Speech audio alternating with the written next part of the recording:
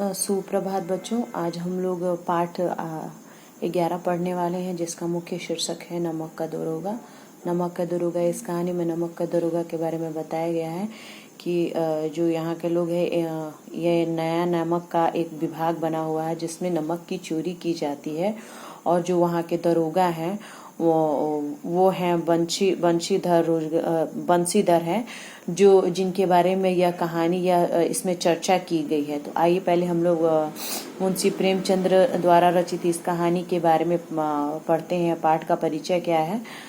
मुंशी प्रेमचंद्र द्वारा रचित कहानी नमक का दरोगा विद्यार्थियों में ईमानदारी और कर्तव्य निष्ठा का भाव जागृत करती है। जो व्यक्ति कर्तव्य का पालन अच्छे से करता है उसे हम कर्तव्य निष्ठा कहते हैं, यानी उसके निष्ठा का कर्तव्य से पालन करता है, कर्तव्य पालन करता है, उसे हम कहते हैं कर्तव्य निष्ठा का भाव जागृत करता है, यानी उनमें जो भाव जगाता है। इस कहानी में लेखक ने समाज की यथार्थ का अर्थ होता है कि सच्चाई के बारे में बताया गया है, स्थिति का चित्रण किया है। यानी इसमें बताया गया, इस कहानी में से लेखक ने समाज की सच्चाई के बारे में बताया है, उसकी यथार्थ के बारे में बताया है कि किस प्रकार जो समाज में किस प्रकार की स्थिति बनी हुई है।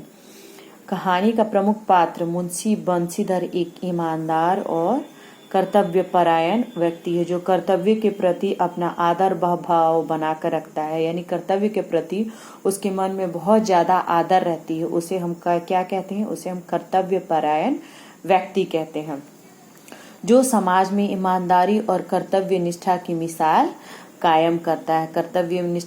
जो कर्तव्यों का पालन करता है उसे कर्तव्य निष्ठित, जो निष्ठा से कर्तव्य का पालन करता है उसे हम कर्तव्य निष्ठा बोलते हैं। उन्होंने एक मिसाल कायम किया कि किस प्रकार एक ईमानदार व्यक्ति भी किस प्रकार लोगों को चोरी करने से रोकता है। जब नमक का एक नया विभाग बना और ईश्वर प्रदत्त वस्तु के व्यापार करने का निषेध था। निषेध का अर्थ होता है मना करना।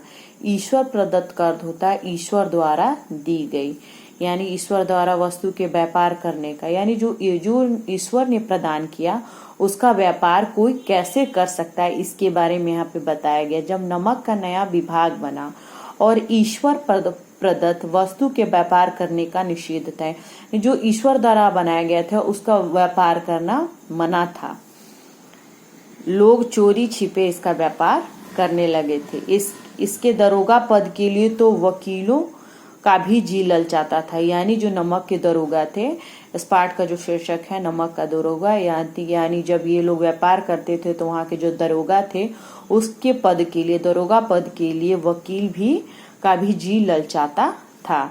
यानी वो लोग लालच करते थे। बंशीधर रोजगार की खोज में निकले।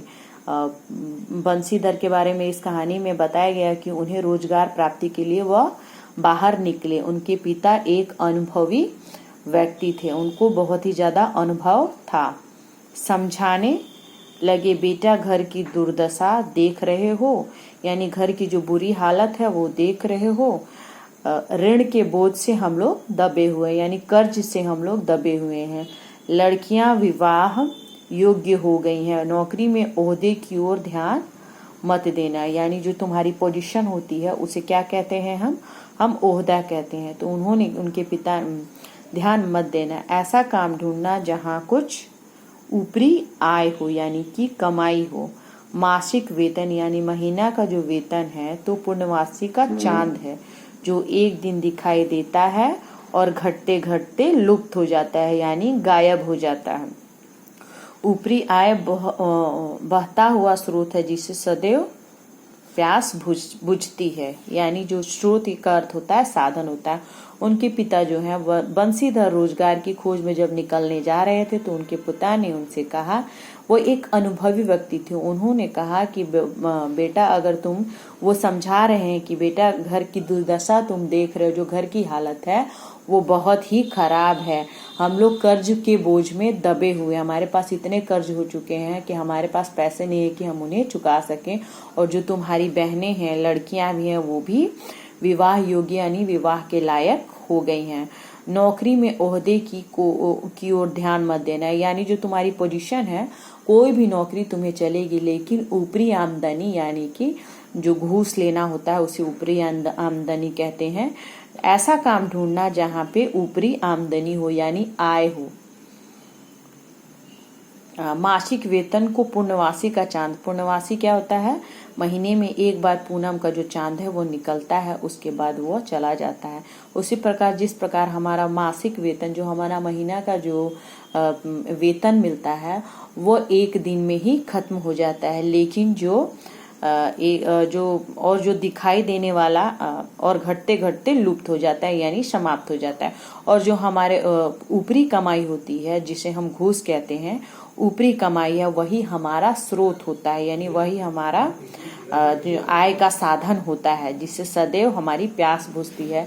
यानी प्यास बुझने का मतलब है कि ये मतलब हमारे घर का खर्च चलता है। लेकिन बंसीधर के बारे में बताया गया कि बंसीधर एक आज्ञाकारी पुत्र थे। वो अपने पिता की सारी बातों को मानते थे और उनकी आज्ञा का पालन करते थे। उन्होंने ये बातें ध्यान से सुनी और घर से चल पड़े। वो जब घर से चल पड़े अच्छे शगुन में चले थे, यानी जो उनका मुहूर्त था, घर से जो शगुन था, शगुन का अर्थ होता है मुहूर्त, तो यानी जो अच्छे टाइम पर वो घर से चले थे। जाते ही नमक विभाग के दरोगा पद पर प्रतिष्ठित हो गए, यानी उन्हें प्रतिष्ठित कर दिया गया, उन्हें सम्मानित कर दिया गया, दरोगा पद के लिए उन्हें नियुक्त कर दिया गया, यानी उन्हें चुन लिया गया। वेतन अच्छा और ऊपरी आय का तो ठिकाना ही न था। वृद्ध मुंशी जी आय का ठिकाना नहीं था, यानी जो ऊपरी कमाई थी, यानी उनका जो आय का स्रोत था वो बहुत ज्यादा बढ़ चुका था। वृद्ध मुंशी जी को जब यह सुखद समाचार मिला तो वह फूले न समाये। वृद्ध मंत्री यानी उनके जो मुंशी जी, जो उनके पिता थे, वो बूढ़े हो चुके थे। उनको जब यह खबर मिली कि उनके जो पुत्र हैं बंसीधर हैं, उन्हें रोजगार मिल चुका है, यानी उन्हें नौकरी मिल चुकी है और वो भी इस पोजीशन में कि उनकी ऊपरी कमाई भी बहुत ज्यादा है, तो वो बहुत ज्यादा प्रफुल्लित यानी खुश हो गए। सर्दियों के दिन थे और रात का समय था। नमक के सिपाही चौकीदार सभी नींद में मस्त थे। मुंशी बंसीधर को यहाँ आए अभी 6 महीने से अधिक नहीं हुए थे, लेकिन इस थोड़े से समय में उन्होंने अपनी कार्यकुशलता और उत्तम आचार से अफसरों को मोहित कर दिया था। यानी जब सर्दियों का दिन था और रात का समय था और जो नमक के सिपाही थे, यानी जो वहाँ नमक की सुरक्षा कर रहे थे या चौकीदारी कर रहे थे, वो सब नींद में थे। और मुंशीधर जब वहाँ आए थे तो उन्होंने 6 महीने में ही भी नहीं हुआ था उन्होंने अपनी कार्य कुशलता से इतना अच्छा से उन्होंने अपने कार्य को संभाला था कि उनके उत्तम यानी अच्छे आचरण यानी अच्छे व्यवहार से अफसरों को मोहित कर दिया था, यानी उन्हें प्रभावित कर दिया था। उत्तम का अर्थ होता है अच्छे आचार का मतलब व्यवहार से अफसरों को मोहित कर दिया था, उन्हें रिझा दिया था। नमक के दफ्तर में 1 मील पूर्व की ओर जमुना बहती थी। नमक के जो दफ्तर था उसमें 1 मील यानी 1 मील दूर पूर्व की ओर पूरब के तरफ जमुना नदी बहती थी। उन पर नावों का एक पुल बना हुआ था। दरोगा जी अभी मीठी नींद सो ही रहे थे कि अचानक आंख खुली तो नदी के प्रवाह की जगह नदी का जो प्रवाह था, प्रवाह का अर्थ होता है बहाव की जगह गाड़ियों की गड़गड़ाहट सुनकर वो उठ पड़े। जब वो नींद में थे तो उन्हें अचानक गाड़ियों की आवाज सुनाई दी। उन्हें जो नदी का प्रवाह, जो नदी का बहना था वो सुनाई नहीं दिया और अचानक उनकी नींद खुल गई। इतनी रात गए गाड़ियां नदी के पार क्यों जाती हैं? अवश्य कुछ न कुछ गोलमाल है। वर्दी पहनी और तमंचा जेब में रखा, यानी जो पिस्तौल थी, बंदूक जो थी उसको अपनी पॉकेट में रखा और बात ही बात में घोड़ा बढ़ाए हुए पुल पर आ पहुंचे, यानी घोड़े गाड़ी पर वह पुल पर आ पहुंचे। उन्होंने लगा कि जरूर यहाँ कुछ गोलमाल हो रहा है, कुछ गड़बड़ ही हो रही है, इसलिए वो पुल के पास अपनी पिस्तौल लिए अपनी जेब में डाले वो घोड़ा गाड़ी से वहां पर पहुंच गए। गाड़ियों की एक लंबी कतार पुल के पास खड़ी थी, यानी जो पंक्ति थी पंक्ति, कतार का अर्थ होता है पंक्ति थी, जो पुल के पास जाती दिखी। उन्होंने डांट कर पूछा किसकी गाड़ियां हैं। तो थोड़ी देर तक सन्नाटा रहा, यानी थोड़ी देर तक सभी लोग चुप रहे। सन्नाटा का अर्थ होता है चुप्पी उन्होंने साध ली। आदमियों से कुछ कानाफूसी हुई, यानी आदमियों ने अपने कान में एक दूसरे से कुछ चुगली की, कुछ बातें की। तब आगे वाले ने कहा पंडित अलोपीदीन की है, यानी उन्होंने बताया कि ये जो कतारें हैं, ये जो पंक्ति बनी हुई है गाड़ियों की, ये पंडित अलोपीदीन की है। कौन पंडित अलोपीदीन? दातागंज के, यानी वो दातागंज के रहने वाले थे। मुंशी वंशीधर चौके। अचानक वो चौक पड़े। पंडित अलोपीदीन इस इलाके के सबसे प्रतिष्ठित यानी सम्मानजनक यानी सम्मानित जमींदार थे। लाखों रुपए का लेन देन करते थे। इधर छोटे से बड़े कौन ऐसे थे जो उनके ऋणी नहीं थे, यानी उनके कर्जदार नहीं थे। वो इतने प्रतिष्ठित व्यक्ति थे कि उन्होंने सबको ऋण देकर रखा हुआ था।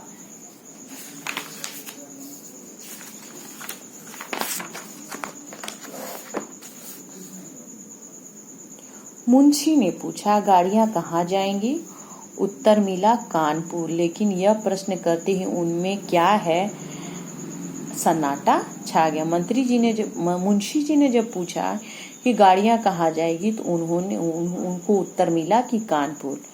ये प्रश्न करते ही उनमें क्या, चारों तरफ सन्नाटा, यानी चारों तरफ लोग शांत हो गए। दरोगा साहब का संदेह और बढ़ा। उन्हें यह संदेह हो रहा था कि आखिर यहाँ कुछ न कुछ गड़बड़ी अवश्य है। जिस प्रकार से यह यहाँ पे जो हालत है, गाड़ियां लगी हुई है, यहाँ जरूर कोई गोलमाल हो रहा है। उन्होंने घोड़ों को एक गाड़ी से सटाकर बोरे को टटोला। भ्रम दूर हो गया, ये नमक के ढेले ही थे। जब वे क्या कर रहे थे, जो नमक की बोरियां हो उनमें से उसको हाथ से छूकर जब उन्होंने देखा तो उनका जो शक था, वो जो उनका भ्रम था, वो दूर हो चुका था। वे समझ गए कि इन बोरियों के अंदर नमक के ढेले हैं। पंडित अलोपीदीन अपने सजीले रथ पर सवार चले जा रहे थे। अचानक कई गाड़ी वानों ने घबराते हुए आकर कहा, महाराज, दरोगा ने गाड़ियां रोक दी हैं और घाट पर खड़े आपको बुलाते हैं। जो नदी का जो तट होता है उसे हम क्या कहते हैं? उसे हम घाट कहते हैं। पंडित अलोपीदीन अपने सजीले रथ पर, सजीले का अर्थ होता है जो सजा हुआ रथ होता है, उसे हम क्या कहते हैं? सजीले रथ पर वो सवार थे। अचानक कई गाड़ी वालों ने घबराते हुए उनके पास गए और कहा कि दरोगा ने उनकी गाड़ियां रोक दी हैं और घाट पर खड़े आपको बुला रहे हैं, यानी वो आपको याद कर रहे हैं। पंडित अलोपीदीन का लक्ष्मी पर अखंड विश्वास था, यानी उनपे लक्ष्मी का, यानी लक्ष्मी का अर्थ होता है धन पर उन्हें अखंड का मतलब पूर्ण विश्वास था कि उनके पास जब धन है तो उनका कोई भी कुछ नहीं कर सकता है। न्याय और नीति सब लक्ष्मी के ही खिलौने हैं। न्याय का अर्थ होता है कानून और नीति का अर्थ होता है जो उनका व्यवहार का ढंग था। सब लक्ष्मी के ही खिलौने हैं, यानी जिसके पास धन होती है वो न्याय और नीति दोनों, उनके जो व्यवहार होते हैं, उनके व्यवहार के ढंग होते हैं और जो उनका न्याय होता है वो सब उनके खिलौने हैं, यानी कि वो उनके साथ कुछ भी कर सकते हैं, वो किसे भी खरीद सकते हैं। इन्हें वे जैसा चाहती हैं नचाते हैं, यानी जो धन होता है वो जिस प्रकार व्यक्तियों को चाहे वो नचा सकता है।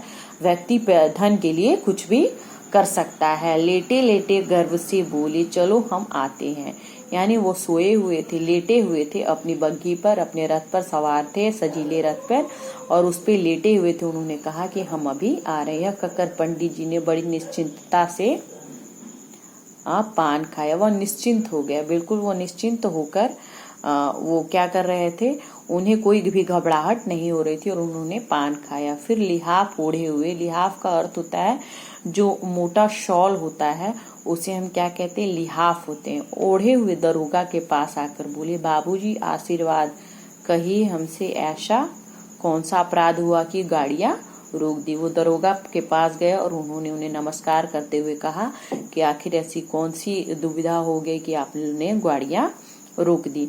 अलोपीदीन ने हंसकर कहा, हम सरकारी में हुक्म को नहीं जानते और न सरकार को, हमारे सरकार तो आप ही हैं। अलोपीदीन ने उन्हें हंसकर कहा कि हम सरकारी हुक्म को नहीं जानते हैं, यानी हम किसी के आदेश का पालन हम नहीं करते हैं। हम तो सिर्फ, और ना ही हम सरकार को जानते हैं, सरकार तो आप ही हैं। यानी उनके दरोगा जो थे वंशीधर, उन्हें वह पैसे का लालच, धन का लालच दे रहे थे और उन्हें इस बात के लिए और प्रोत्साहित कर रहे थे कि आपसे बढ़कर कोई नहीं है, हम कभी आपसे बाहर हो सकते हैं भला। आपने व्यर्थ ही कष्ट किया, यानी आपने कष्ट क्यों किया, व्यर्थ। यह तो हो ही नहीं सकता कि हम इधर से जाएं और आपको भेंट ना चढ़ाएं, अर्थात हम इधर से जब जा रहे हैं, जाते वक्त हम जरूर आपके यहाँ आते और आपको कुछ धन देते, यानी आपको कुछ पैसा अवश्य देते, ताकि आप हमें यहाँ से जाने दें। अलोपीदीन की बातें सुनकर बंशीधर गुस्सा कर बोले, कड़क कर बोले, हम उन हराम खोरों में से नहीं है जो कौड़ियों पर अपना ईमान बेचते हैं। कौड़िया का अर्थ होता है चंद पैसों के लिए हम अपने ईमान को नहीं बेच सकते। यह हराम खोर का मतलब होता है, नमक हराम का अर्थ होता है कि जो नमक की हलाली करता है, जो नमक हराम होता है, जो नमक खाता है और चोरी करता है, उसे नमक हराम हम कहते हैं। जो कौड़िया पर अपना ईमान बेचते फिरते हैं, यानी जो कौड़ियाँ हैं, जो पैसे हैं, उस पे अपना हम ईमानदार हैं, हम पैसों से अपने इज्जत को, अपने ईमान को नहीं बेचते हैं। आप इस समय हिरासत में हैं, यानी जेल में हैं। मैंने आपको गिरफ्तार कर लिया है। कायदे के अनुसार आपका चालान होगा, मुझे अधिक बातों की फुर्सत नहीं है, यानी हम लोग आपका चालान काटेंगे और मेरे पास ज़्यादा फुर्सत नहीं है। जमादार बदलू सिंह, तुम इन्हें हिरासत में ले लो, मैं हुक्म देता हूँ। उन्होंने फिर अपने जमादार बदलू सिंह को कहा कि तुम इन्हें गिरफ्तार कर लो और मैं तुम्हें यह हुक्म देता हूँ। पंडित अलोपीदीन हैरान हो गए, स्तंभित हो गए, यानी हैरान हो गए कि ऐसा अपमान इससे पहले उन्होंने कभी नहीं सहा था। बड़े दीन भाव से बोले, यानी बहुत ही दया दिखाते हुए, दीन का अर्थ होता है दया दिखाते हुए बोले, बाबू साहब ऐसा न कीजिए, हम मिट जाएंगे, यानी हम बर्बाद हो जाएंगे, इज्जत धूल में मिल जाएगी। यानी आज तक हमें किसी ने गिरफ्तार नहीं किया, जो हमारी इज्जत है वो मिट्टी में मिल जाएगी। हमारा अपमान करने में आपके हाथ का क्या जाएगा, यानी आप मेरा अपमान क्यों कर रहे हैं, ऐसा आप क्यों कर रहे हैं, आप मुझे अपमानित क्यों कर रहे हैं, क्योंकि आज तक मुझे किसी ने गिरफ्तार नहीं किया। बच्चों, अब मैं यह अध्याय यही समाप्त कर रही हूँ। अगले क्लास में मैं आप लोगों को आगे पढ़ाऊंगी। आप इस पाठ को ध्यान से पढ़ें और इसके अर्थों को, इसके जो शब्दार्थ हैं उसे याद करें। धन्यवाद।